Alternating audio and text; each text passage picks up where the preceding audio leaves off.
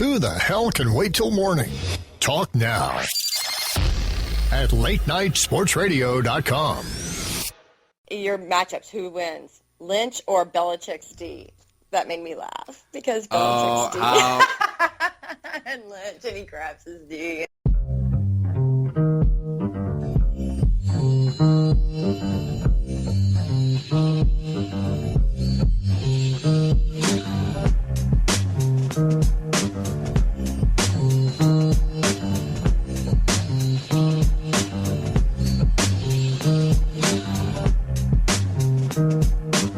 Welcome back to the Friendly Confines for part 2, because Andy didn't hit record of the Claire-Vs-Carlson Show, episode 22. There are many things you can put in your ears. This is one of them. At least we didn't get too far. No. We're part of the Late Night Sports Radio Network, latenightsportsradio.com. She is Claire. Dom Capers ruined my childhood Mullins at the Claire Bear 23 NFL Female Podcast. And I'm Andy Carlson at Andy Carlson Show, Purple for the Win Football Convos. We can be found on Twitter at Claire-Vs-Carlson, YouTube, iTunes, blah, blah, blah, Facebook. Hi, Claire, part 2. Hi, Andrew. How are you doing? I'm fantastic. You know what? We got 2 minutes in, and I found that I had paused the main recorder. We still have the backup one, except I don't really trust it that much. So we decided to start our witty banter all over again for part 2. Well, it's too bad that the audience missed the first part, but we can, redo, make it more fun.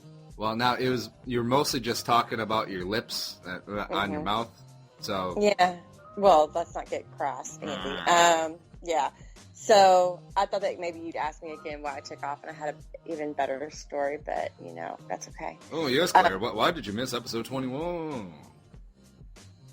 Well, because, never mind, it's not funny anymore. It's not funny. It's lost its luster. It feels forced. No, just put it out there, because you went to a doctor who is not a medical doctor, but still think that he's saving lives because he took fat out of your ass and then put it into your lips. Collagen. Yes, Andy, that's exactly what I did. And so now I have big, formerly Claire butt-sized lips.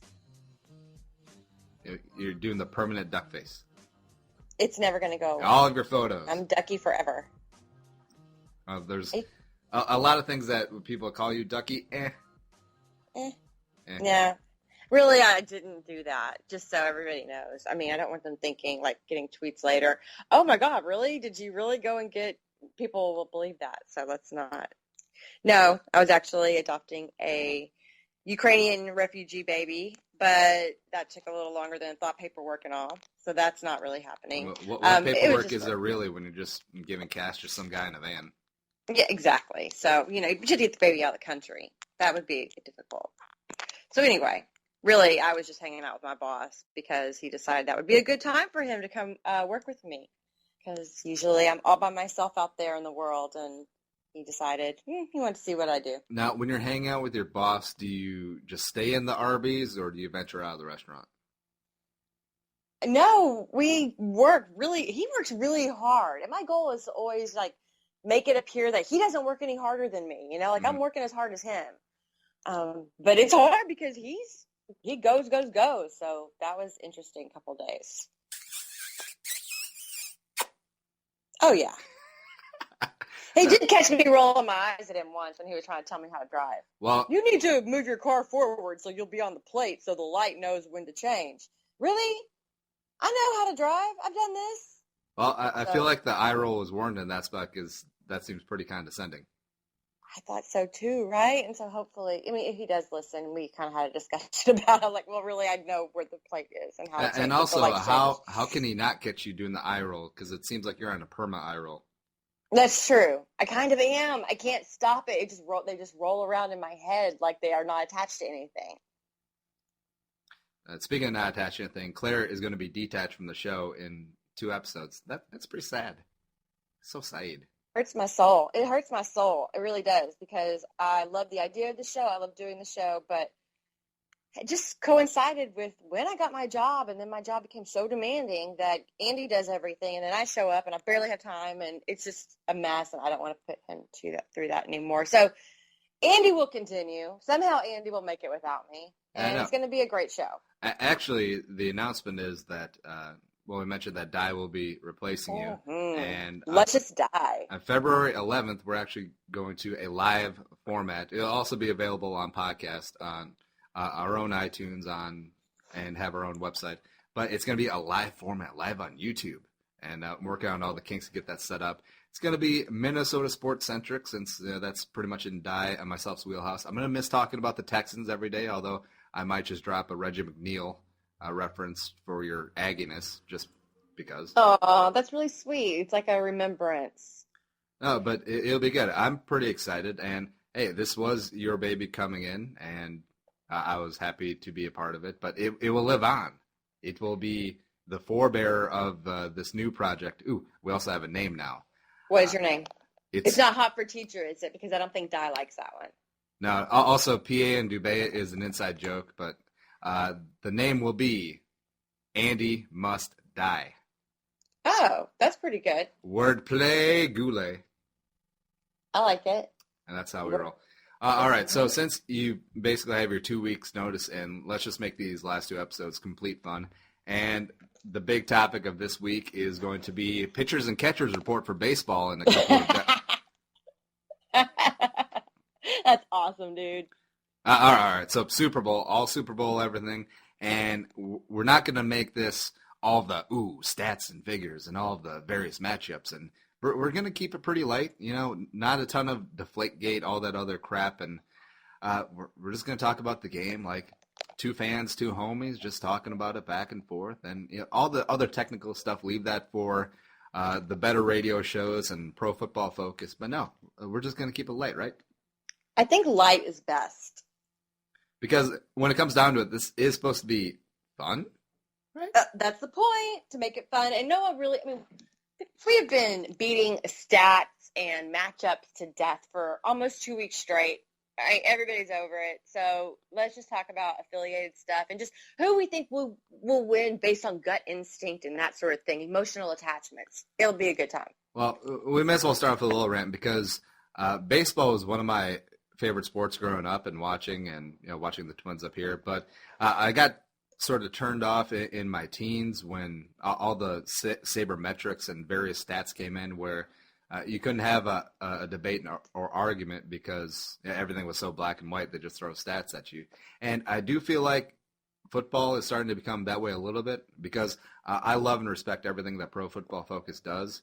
But now that their stats and their PFF ratings are more widely available, it just seems like that's gospel now. So when you're talking about comparing player A to player B, they'll be like, oh, well, his player B's PFF grade is plus 17 higher than player A, so it's not even close.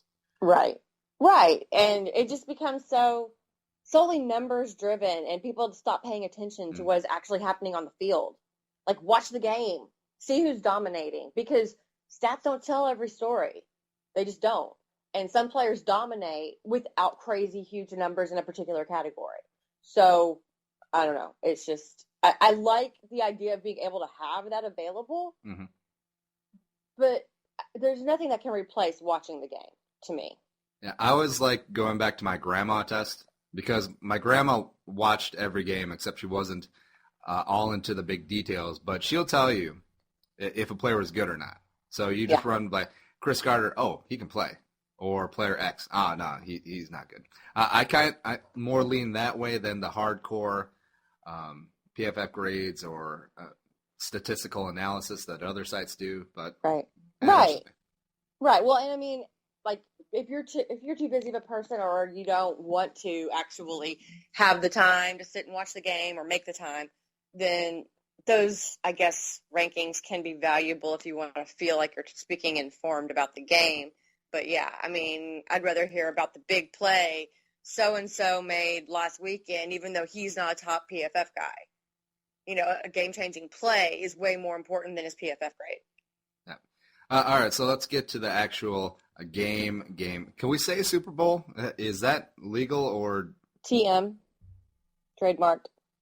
Or that too. Or the C with the circle around it. One of those. Copyright. Yeah. All right, so coming into the game, Patriots are 1 to 1.5 favorites in a lot of spot.